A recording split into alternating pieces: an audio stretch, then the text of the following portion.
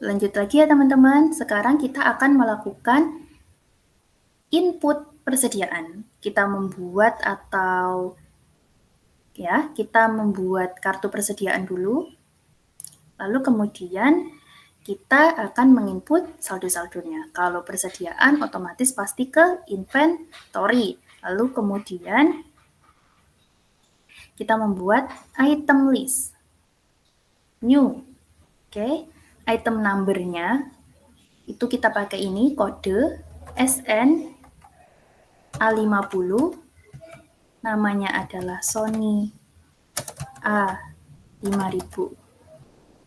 Kemudian ini, I buy this item, aku membeli barang ini. Kalau misalnya kita beli, nanti akunnya adalah cost of goods sold, harga pokoknya, harga kulaannya, gitu ya kalau misalnya dalam bahasa Jawa. Kemudian I sell this item, ketika menjual kita menggunakan akun sales.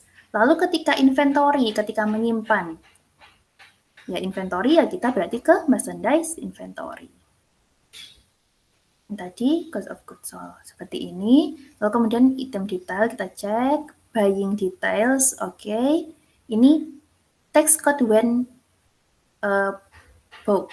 Jadi kode pajak ketika kita membeli yaitu kita pakai value added tax atau kita menggunakan PPN.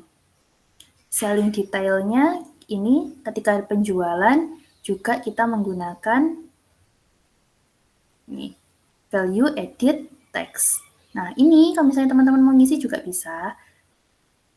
Buying unit of measure atau ukurannya bisa menggunakan pages, bisa menggunakan unit. Nah kebetulan di sini itu menggunakan unit.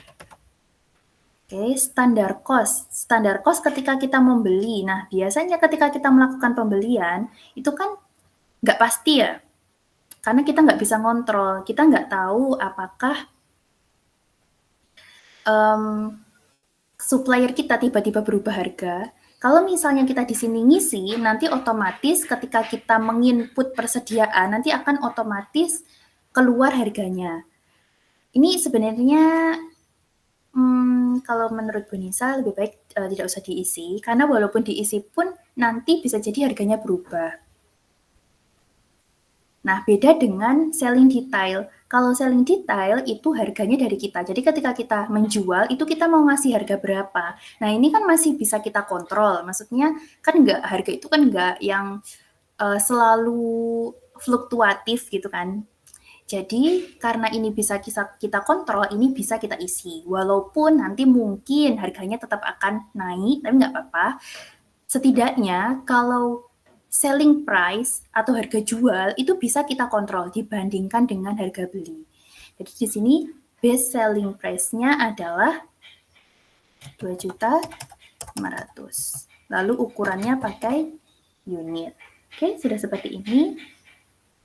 Udah. Tadi juga udah.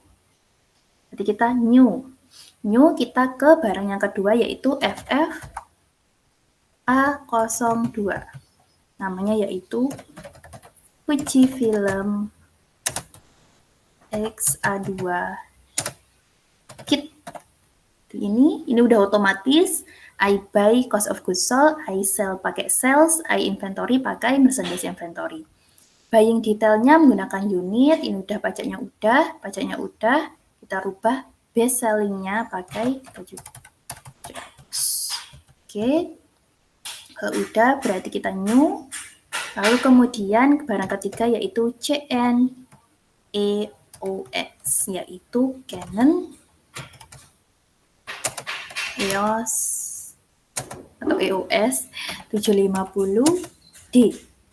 Ini udah, ini aja, ini udah. Kemudian ini harganya yaitu 5.500.000. Oke. Nah, sudah teman-teman. Lalu sekarang kita akan mengisi kuantitasnya. Mengisinya di mana? Yaitu kita ke menu inventory Masian, lalu adjust inventory atau penyesuaian persediaan. Tanggalnya kita buat di awal periode yaitu bulan 12 tanggal 1 2020. 14 atau 1 Desember ya. Memonya adalah saldo awal persediaan barang dagang. Ini item numbernya yang pertama Sony. Sony kuantitinya ada 10, unit cost-nya yaitu 2.500.000, ya otomatis amount-nya udah ada 25 juta. Akunnya kita menggunakan akun merchandise inventory. Lalu barang yang kedua kita yaitu Fujifilm ada 10 juga, harganya 3.700.000. Akunnya kita menggunakan merchandise inventory. Selanjutnya barang ketiga kita tap yaitu Canon. Canon ada 5 barangnya, unit cost-nya 5.500.000.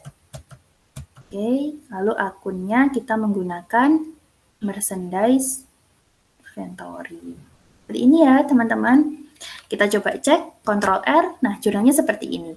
Yang awalnya di neraca saldo, itu kan saldonya ini, 89.500. Kita kreditkan, berarti kan 0. Sebenarnya bukan 0 sih, tapi pindah ke rinciannya ini. Menjadi rinciannya ini. Oke. Misalnya udah, tinggal kita record.